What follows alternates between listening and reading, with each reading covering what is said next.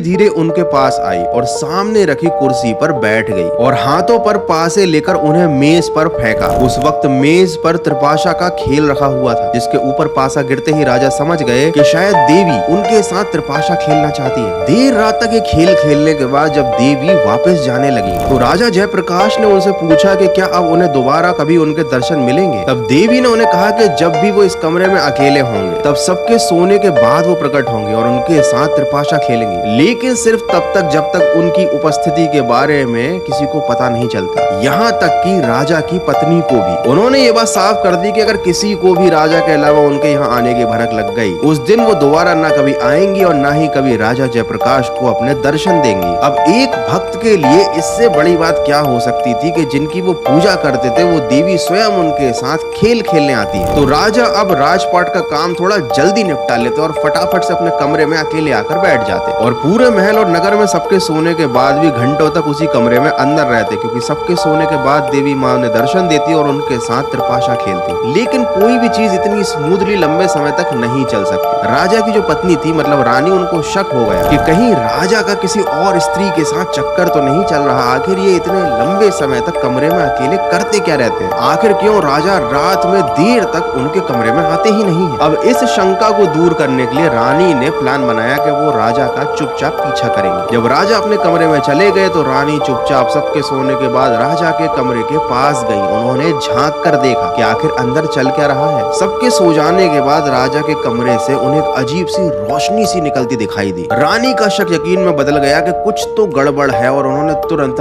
पट खोल दिए। पट बोले तो दरवाजे, और जो नजारा रानी ने सामने देखा ना, उसे देखकर वो डर गई। राजा किसी स्त्री के साथ त्रिपाशा खेल रहे थे, लेकिन उस स्त्री से इतना तेज निकल रहा था कि रानी उस स्त्री को सीधे देख ही नहीं पा रही थी। रानी समझ गई कि ये कोई मामूली स्त्री नहीं है, बल्कि ये है देवी तालेजू, जिन्हें हम भारत में माँ दुर्गा के नाम से जानते हैं। उन्हें नेपाल में तालेजू कहा जाता है, जो दुर्गा माँ का एक दिव्य तांत्रिक रूप है। अब रानी की उपस्थिति को देखते ही दुर्गा माँ को गुस्सा आ गया। क्रोध में उन्होंने कहा कि राजा, तुमने अपनी शर्त तोड़ दी है और अब रानी ने मुझे देख लिया है, तो अब मैं यहाँ पर कभी दर्शन देने नहीं आऊंगी। अब राजा उन्हें मनाने की कोशिश कर पाते इससे पहले ही देवी माँ गायब हो गई और उसके बाद चीजें इतनी गड़बड़ होती गईं कि उनका राजपाट एक तरीके से बर्बाद सा होता गया। कुछ भी सही नहीं चल रहा था। पूजा पाठ में विघ्न पड़ रहे थे, मंत्रों का फल नहीं मिल रहा था, कोई न कोई अनर्थ हो रहा था। राजा के पूरे परिवार में किसी न किसी के ऊपर कुछ न कुछ परेशानी चलती ही रहती। रानी भी बहुत बीमार हो गई थी और राजा इन सब का कारण जानते थे कि देवी माँ उनसे नाराज हो गई है। अब इस समस्या के समाधान के लिए राजा ने एक दिन रात में तालेजू माँ के सामने पूजा करना शुरू कर दी। कई दिन तो ऐसे होते थे जहाँ वो अन्न तक ग्रहण नहीं करते थे। उन्होंने बहुत सारी तांत्रिक गतिविधियों को भी अपनाया। अगर सोने का समय छोड़ दिया जाए तो बाकी पूरे समय वो बस माता रानी की मूर्ति के आगे मंत्र उच्चारण करते रहते ताकि माता रानी मान जाएं। हफ्तों की कोशिशों के बाद आखिरकार माँ तालेजू उनके सपने में आई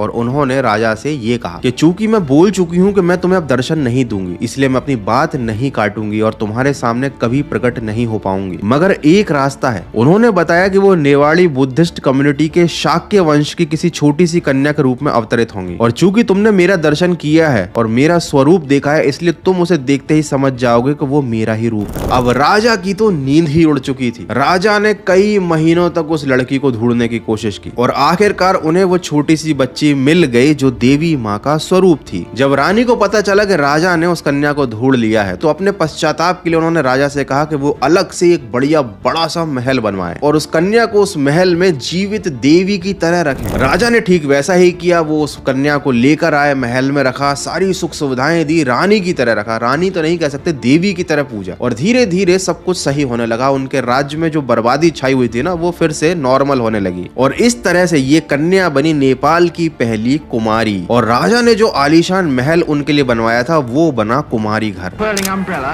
is the precious gilt image of a god carried on the shoulders of worshippers who are whipped into a trance-like frenzy by the beating of drums and the mad shouting of the multitude.